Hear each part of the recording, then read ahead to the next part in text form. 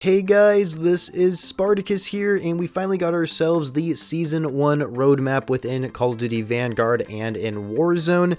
And before we actually look over the roadmap and talk about everything that we're going to be seeing in Season 1, I'm going to give out some important dates to take note of. So today is, of course, December 7th by the time this video goes out. So December 6th was the last hours of Verdansk limited time mode. I have not tried out that out and have really no idea what it is, but it's basically over now considering this video has already came out after that has already ended. But then December 7th, the day that this video was uploaded, is when the Warzone Pacific and Vanguard Season 1 downloads and installs will be ready to actually be available for all platforms. So that's at 9 p.m. tonight by the time this video goes live. And then at 9 a.m. for December 8th is when Season 1 is live for the 24-hour exclusive access to the Caldera map. In case you guys don't know, you have to have Vanguard. You have to own Vanguard in order to play Caldera, the new Warzone map, 24 hours early. And then, of course, December 9th at 9 a.m. Pacific time is when basically everything goes live, available for everybody, and everybody can access everything: the Battle Pass, the new Warzone map, and, of course, the new content we're going to be seeing here within Call of Duty Vanguard. Now, let's jump back into the roadmap and look at the Warzone side of things. Like, for example, of course, we're getting a new Warzone map, which is called Caldera. That's basically going to be replacing Verdansk with 40 plus new weapons. And of course, these are going to be all the weapons that we see within Vanguard's multiplayer making its way to Warzone. And I'm really curious to see how these weapons are really going to change up the game and the different metas that people are going to be coming up with. So that's going to be quite interesting, as well as the new Gulag that we see right there in the image. And of course, Rebirth Island is still here to stay, which is good to a lot of different people who love playing on that map. And then we have new contracts and new public events. I already made a video discussing what those new contracts and public events are, and so there may be a link in the description below that you guys can check out to actually know what those new contracts and new public events are going to be. And then, of course, we have new modes such as Vanguard Resurgence and Vanguard Royale. I'm really excited to play Vanguard Royale because it's your standard battle royale in Warzone,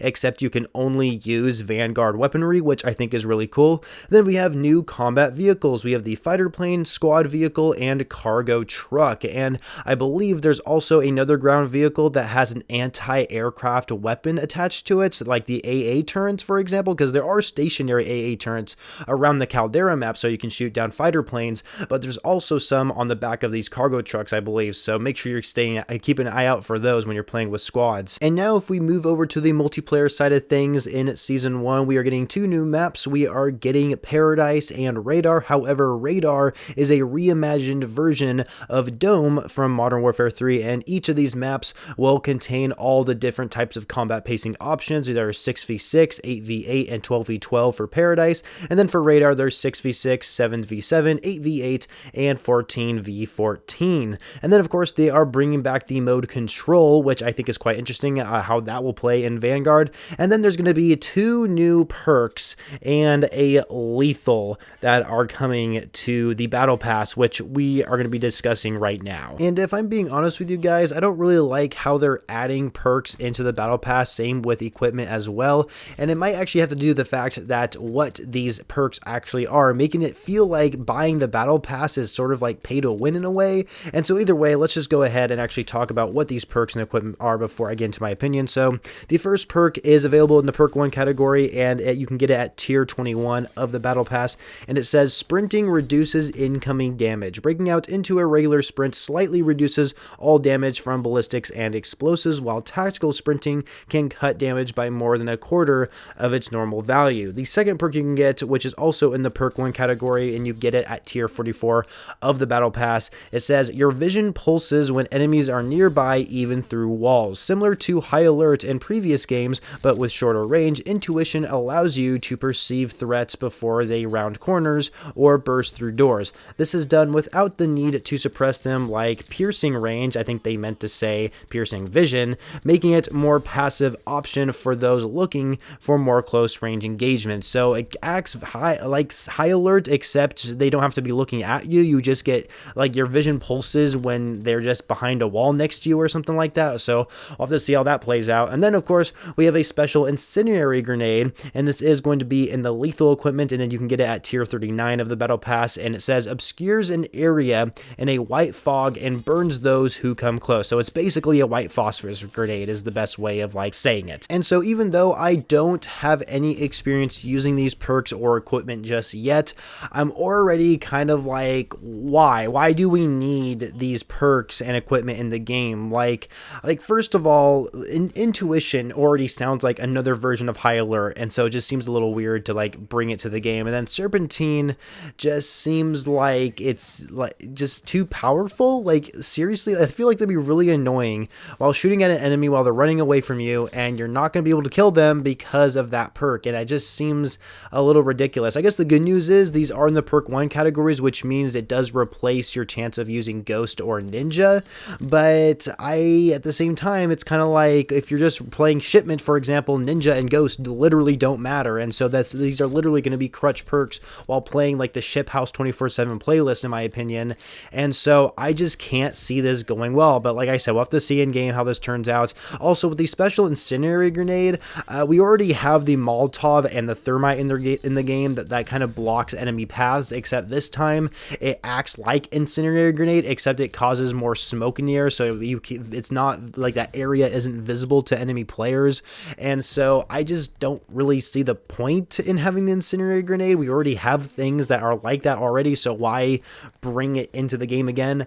I have no idea. Moving on in the roadmap, of course, there is going to be an update for zombies. We are going to be getting a new objective called Purge. So instead of cycling through the same 3 boring objectives every single game, we're going to be cycling through 4 boring objectives. I mean, I don't know how this is going to play out, but at least it's something new added to Duran Fang. It's not really that much, but at least we're getting a new objective. But we're also getting 14 new covenants as well, which I think was definitely needed, and also new weapons. It's not just the battle pass weapons that are being added, they're also adding rocket launchers into the mystery box, which I think was definitely much needed, considering you need to like get the rocket launchers like gold in zombies if you want to unlock the mastery zombie camos. So yeah, that was definitely needed. And then new challenges, you know, so new barrack challenges, which I think is also a good thing that they're adding, but really not that much to get my attention and go back and play it. But there are going to be some new features that are going to be added later in the season. For example, Tomb of Rituals is one of these new features, and what it is that your artifacts will be able to grow in power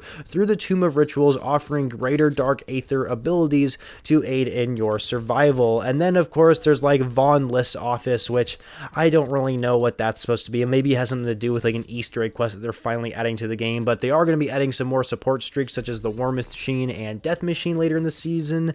And yeah, that's pretty much it. And then later on they're going to add some additional features like a server pause functionality. How is that not there at launch? Can someone please tell me how we can't pause in solo right now?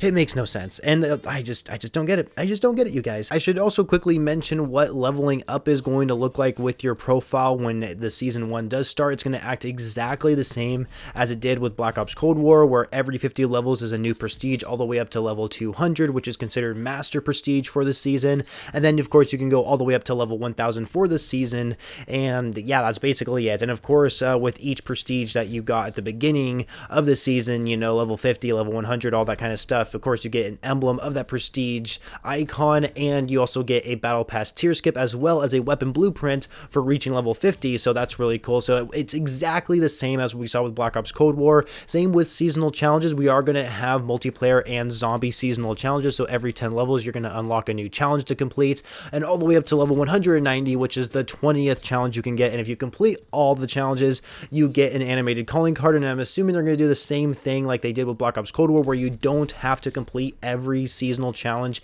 in Season 1 to get that animated calling card. You can actually wait till after Season 1 to complete them, as long as you like unlock those challenges prior to Season 1 ending. Also, I can't forget to tell you there is going to be a seasonal event called Festive Fervor, or whatever how you pronounce that word, but either way, I believe we're going to be seeing it in the month of December. I could be wrong about that, but it has the word festive in it, and it wouldn't make sense to have like some sort of like festive holiday event after the new year, but that's just my opinion. And of course, we are getting 3 new operators, which are Task Force Trident. These operator names are Francis, Lewis, and Isabella. However, Isabella is not going to be available till later in the season, meaning we're not getting her in the battle pass. We're going to be getting her through a bundle, unfortunately. But Cooper Carbine is one of the first DLC weapons that's going to be available to us. It's going to be like an assault rifle, but acts more like an SMG, because it basically basically is a lightweight assault rifle with shorter range to it compared to all the other assault rifles.